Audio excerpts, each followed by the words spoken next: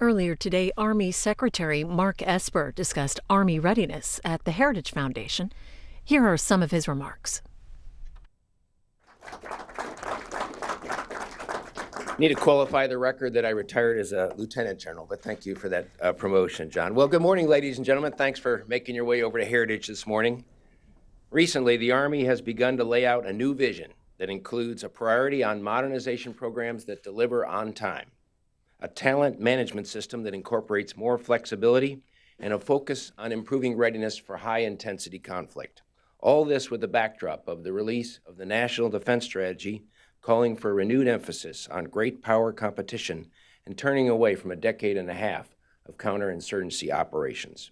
Finally, thankfully last month, Congress finally provided 2 years of increased and predictable funding, which will allow the military to start rebuilding. To discuss the implications of these events, we're honored to welcome back to Heritage Dr. Mark Esper, the 23rd Secretary of the Army. Secretary Esper was sworn in on November 20th, 2017, giving him just shy of 4 months on the job. Secretary Esper has an extraordinary biography, superbly qualifying him for his current position. Previously served as a vice president at the Raytheon Company. Before that, he held leadership positions in the U.S. Chamber of Commerce and the Aerospace Industries Association. Secretary Esper has had extensive experience working on Capitol Hill, serving as a key advisor to Senators Bill Frist and Chuck Hagel, and in key staff positions on the House Armed Services Committee, Senate Foreign Relations, and Government Affairs Committees. His previous Pentagon experience includes service as a Deputy Assistant Secretary of Defense in the Office of the Secretary of Defense. Significantly, Secretary Esper is a Heritage Foundation alumni, having served as our Chief of Staff 20 years ago this year, from 1996 to 1998. In fact, when I mentioned to the former Heritage president, Dr. Ed Fulner, that he was coming back, he was delighted and passed along his best wishes. Near and dear to my heart, Secretary Esper is a former Army officer graduating from the United States Military Academy in 1986 and commissioned infantry. He served in the regular Army for over a decade, including service in the 1991 Gulf War with the Screaming Eagles, the 101st Airborne Division. Following active duty, he continued to serve in the Army National Guard and the Army Reserve before retiring in 2007. Secretary Esper holds a Master of Public Administration from Harvard's John F. Kennedy School of Government and a doctorate in public policy from George Washington University. Secretary Esper will speak for about 5 minutes, and then I'll ask him some questions, and then he's agreed to take questions from the audience as well. So, ladies and gentlemen, please join me in welcoming Secretary Esper.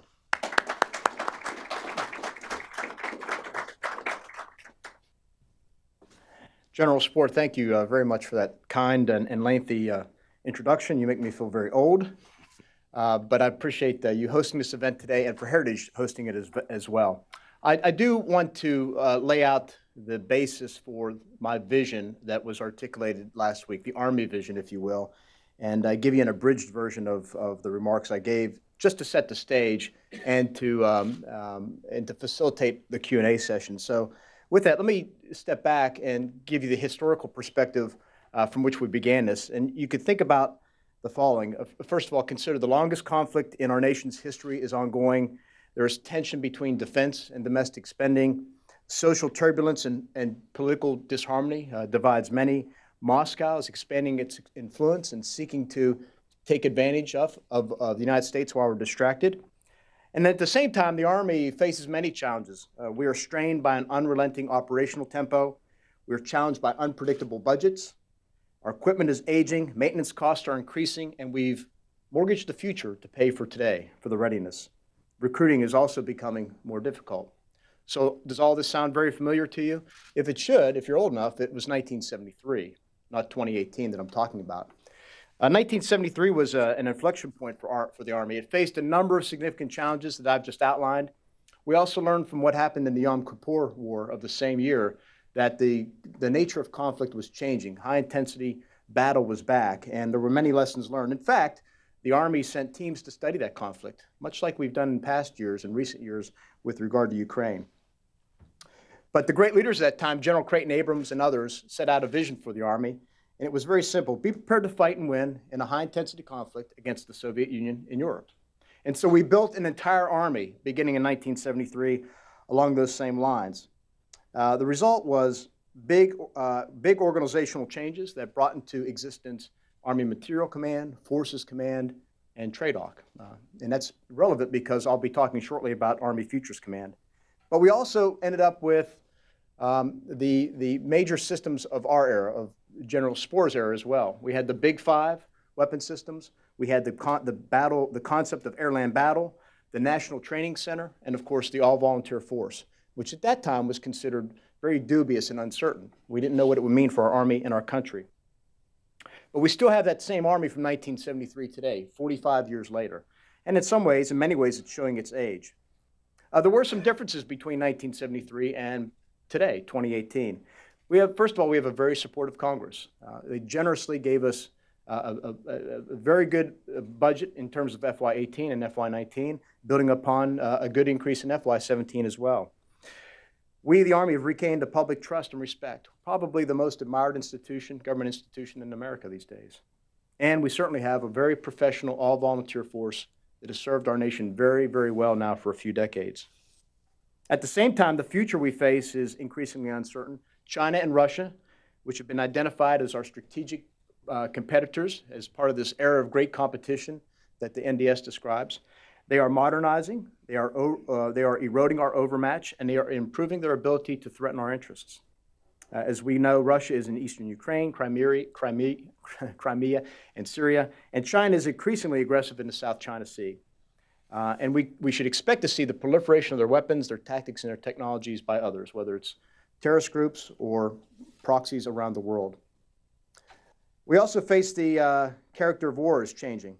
These challenges reflect everything from speed, lethality, continuous surveillance, disruption of communications and networks, threats in every domain, including cyberspace, information warfare in space, and of course, increased operations on urban terrain.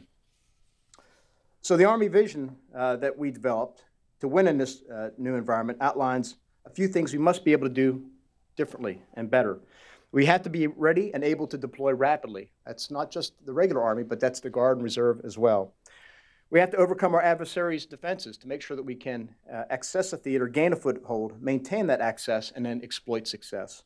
We have to remain mobile, maneuver boldly, and quickly deliver precise, lethal, and overwhelming effects through and across every domain.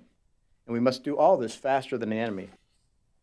So to achieve the vision I'm going to outline here in a moment, we have to pursue three major lines of effort, in my mind. The first is the evolution and propagation of multi-domain battle concept with regard to the high-end fight and all that will drive. The second is we need a new talent management system that is focused, personnel system that is focused much more on talent management. And third, we need to transform the acquisition system by standing up Army Futures Command. Those three things are critical to achieve this vision, and I'll read it for you. The Army of 2028 will be ready to deploy, fight, and win decisively against any adversary, anytime and anywhere, in a joint, multi-domain, high-intensity conflict, while simultaneously deterring others and maintaining its ability to conduct irregular warfare. And by the way, that last part is different than what it was 45 years ago. Next, the Army will do this through the employment of modern manned and unmanned ground combat vehicles, aircraft, sustainment systems, and weapons, coupled with robust combined arms formations and tactics based on a modern warfighting doctrine and centered on exceptional leaders and soldiers of unmatched lethality. Now, we can parse through that through the Q&A. But that is the basis of the vision going forward. I can outline in exquisite detail what we are doing now with regard to training and manning and organizing. But I know I'm kind of overrunning my time limit here, so I'll just pause right there with that vision, by setting the stage for what brought us to that point, and to tell you that the Army is doing great things these days. We have a great ambition with regard to where we're taking the service, and I remain fully confident that were conflict to happen today, we would prevail and win in any theater of war against any adversary. So with that, I will stop and turn it over to you, General Spore, for Q&A. That sounds great, sir. Thank you very much.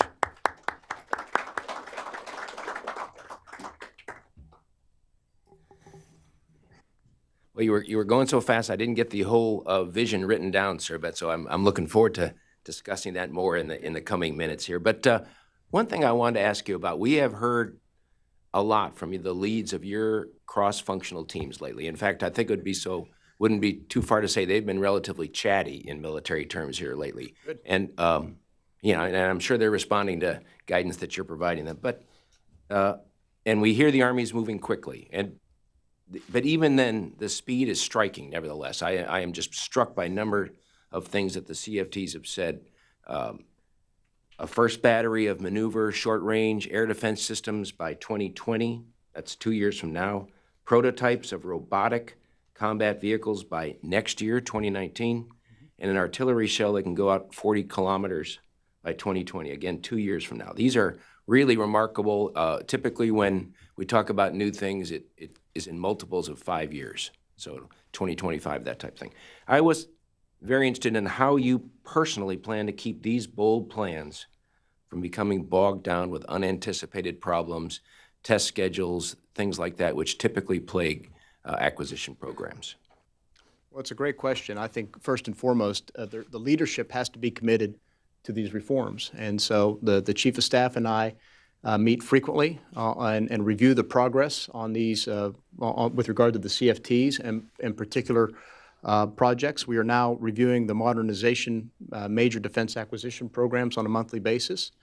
And also we've delegated the important task of standing up Army Futures Command to two great leaders, the Vice Chief of Staff of the Army, McConville, and the Undersecretary, Ryan McCarthy. And they have driven us very hard, pushed an aggressive schedule that will allow us to stand up the Army Futures Command this summer. And it'll be based on much of the work we've done so far with regard to cross-functional teams, all the progress they are making across our 6 modernization priorities.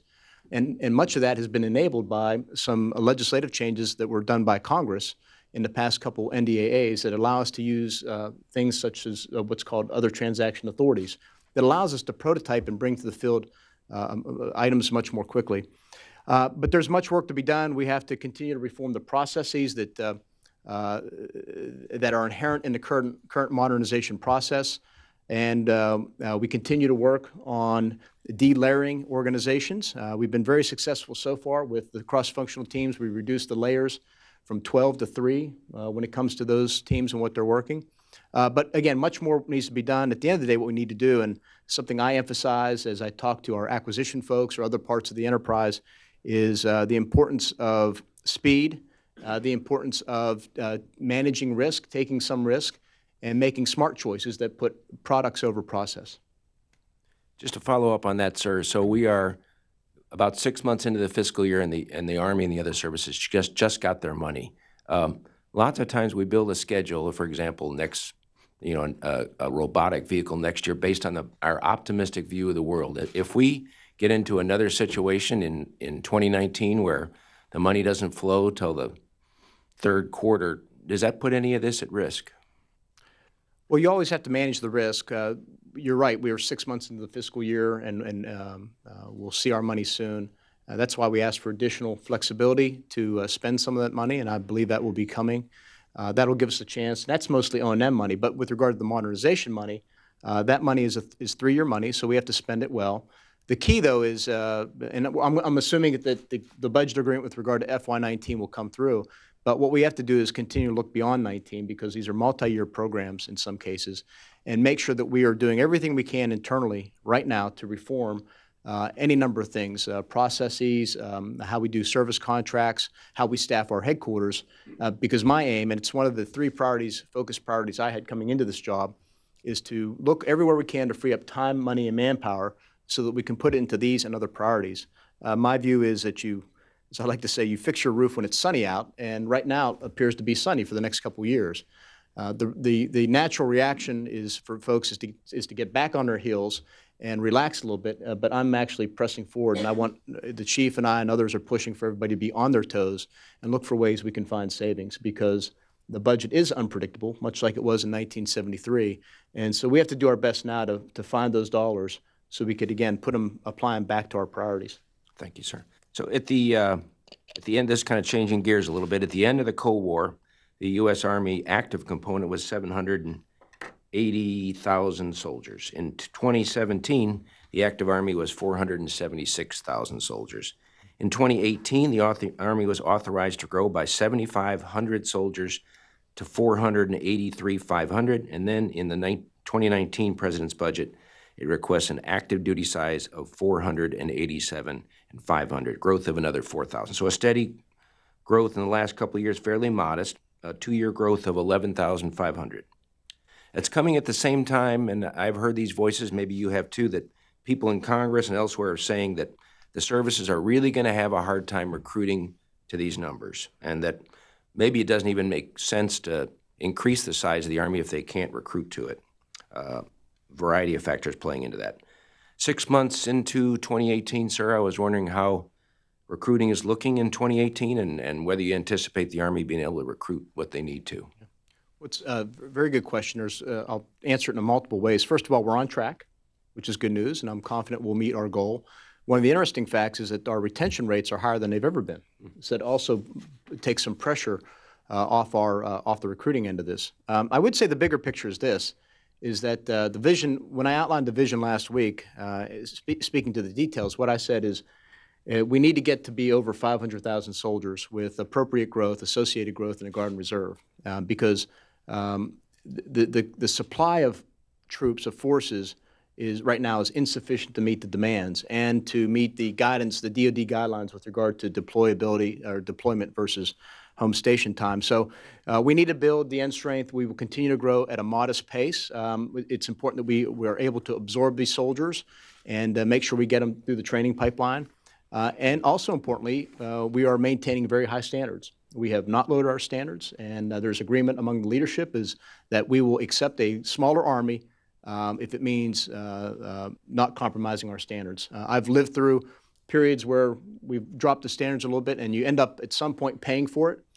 So there's a unified commitment to not do that, and we intend to maintain, very high standards going forward. Thank you, sir. Again, changing gears again, the Army, especially when the budget is tight, has a kind of a tumultuous relationship with its Army National Guard component. And the 2019 President's budget increases funding for full-time support personnel for the Guard and the Reserve. It's got funding for 4 National Training Center or CTC rotations for the National Guard, which is, frankly, in my experience, unheard of. And it's got more funding for reserve component soldiers to come on active duty and support combatant command-type missions. As a former Guardsman and now the Secretary of the Army, can you speak to the importance of the Guard to the Army mission and what you're doing to make sure that relationship, which has had some ups and downs, remains healthy? Well, you mentioned one of the things I would begin with, and that is I think one of the benefits I bring to the office is I've served in all 3 components, to include more years in the Guard and Reserve than I spent on active duty, actually. And my Guard time includes service with the Virginia Guard, the 29th Infantry, and of course the D.C. Guard. So I bring that perspective to the job of a Guardsman, and I know the particular challenges it means of being in either the Guard or Reserve. I will tell you this much, that when I entered the Army, at least active duty in 1986, the Guard was a strategic reserve. And then over the years it became an operational reserve, and now it's an operational unit. The Guard and Reserve have proven themselves exceedingly well in the past 15, 16, 17 years of conflict. And they're currently serving around the world in any number of named operations and other deployments. In fact, when I go around and visit the Army, and before Christmas I had the privilege to go to Afghanistan. I was down in Kandahar being briefed by a brigade combat team. And I did not know it, or would not have known it if they had not told me that sitting at that table was a mixture of regular Guard and Reserve soldiers. And it wasn't until I looked around and saw their shoulder patches that I could figure out that that was indeed the case. It is seamless right now. Everybody brings to the table a lot of skills and different experiences. And I'm very impressed by what I've seen. As I've come back into the Army, as I've traveled, I try to reacquaint myself with the Army and reassess what has happened. And one of the great joys, if you will, is seeing how integrated the Guard, Reserve, and regular Army are right now. It's very impressive. I think it brings to bear the full weight and effectiveness of the total Army. And I'm very encouraged by what I'm seeing out there. And I do not see the role of the Guard or the Reserve changing anytime soon. Following up on that, sir, do you and other Army leaders make a deliberate effort to visit the Guard when you're out and about? Oh, absolutely. So you said I've been on the, first of all, I've been on the job now 4 months, and I've been out to the National Guard Bureau twice. which is about half the time I spent. I used to go out there monthly when I was on guard duty, so I feel like I'm going back every time I go there. But I've been out there to meet with the tags. I spent an hour or so with them talking, discussing issues, and I was just out there last week walking around NGB with the head of the Army NGB, National Guard, to just chat with soldiers and find out what's on their minds. Then, of course, when we go out, I do try and find soldiers from the Guard and Reserve when I visit the troops out in the field, and I'm always pleasantly surprised, whether it's an aviation unit or soldiers from the reserve component. In fact, I'm traveling tomorrow to Fort Knox, and I'm going to see a reserve unit, reserve aviation unit down to Fort Knox. So I try and make an effort everywhere I go to find those soldiers, to talk to them, find out what's on their mind, because they bring to bear different experiences, but they also have different challenges being a guardsman or reservist. I mean, they have employers back home. They have different pay structures and arrangements that need to be sorted out, and so they just bring different challenges as a critical component of the force.